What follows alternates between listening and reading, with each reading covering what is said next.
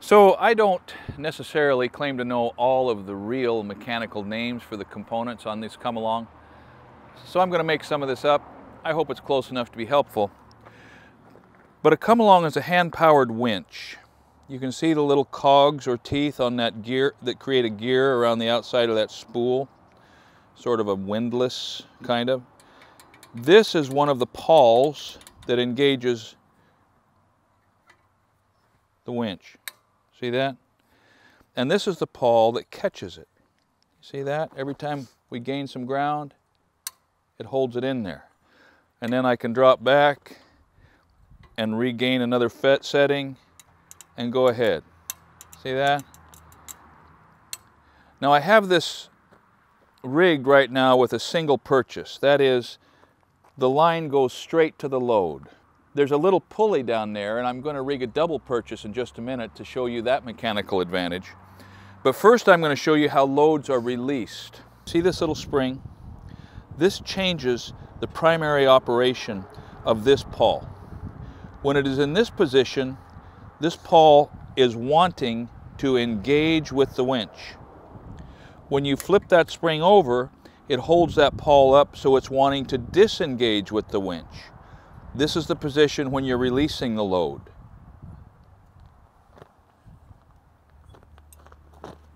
This pawl now comes underneath and raises up that pawl so you can release a load one notch at a time. Can you see that? You take the operating handle and move it up towards the upper extremity of its range of motion and take the strain off of the catch, the pawl that holds the load, like that. And then you let it back off, the pressure comes back off until you're nearly to the other end of the range of motion, and let that pawl catch. You see this little cast hook? I don't know what the capacity of it is, but I wouldn't trust it, especially if you're lifting or pulling something where someone's life depends on it. These are good for light duty, and some work is light duty. Never forget that these things could fail catastrophically at any second, and that's way more significant than any pinches or blisters or pokes you might get from getting your finger in the rigging. Now let's go down and look at the other hook. This little yoke hooks back to the body of the come along. If you unhook it and let it just pull up against the sheave, you have a single purchase. What we're going to do now is slack this and attach the end of this yoke back to the come along so we double our pulling capacity with what is known as a double purchase. Now you can let this down one tooth at a time, or when the load begins to get lighter, you can trip both the pawls and get sort of an immediate discharge of the load.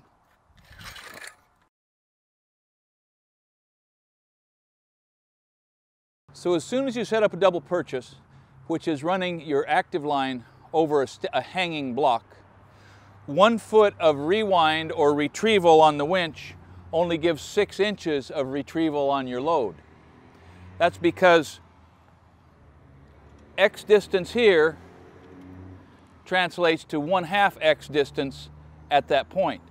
But at the same time that you're reducing your travel by half, you're increasing your pull by 2. This is a little hard to explain for me without having a piece of paper so you can draw vector arrows and kind of show where loads are distributed. But visualize this. If this little hand winch is pulling 500 pounds in this direction, that 500 pounds translates directly around that sheave to where it's pulling 500 pounds in this direction also.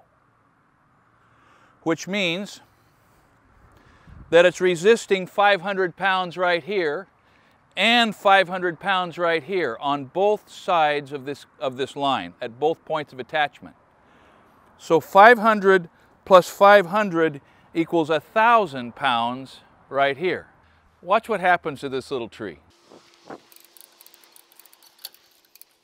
You know, I don't know if you can see that, but if you could feel this, you would realize there's a pretty serious pull right here, with a very little bit of mechanical advantage on a short lever multiplied by 2. So this illustrates sort of the magic of mechanical advantage and block reduction. We're going to have a lot more content based around using pulleys and ropes and lines to move really serious amounts of weight with fairly small amounts of energy. So as force multipliers go, a come-along ranks right up there. As tools that can easily be used inappropriately, a come-along ranks right up there. There's a lot of ways to get hurt. There's a lot of ways to do work. Just because you get a come-along, don't think you can lift the whole world. But be aware that there are problems you can solve, but never, never, never disengage your brain when you start to move anything heavy with a come-along. I hope you liked this video. I hope it feels like it taught you something. If it did, and if you do, please like, please subscribe, please share a comment. Thanks for watching.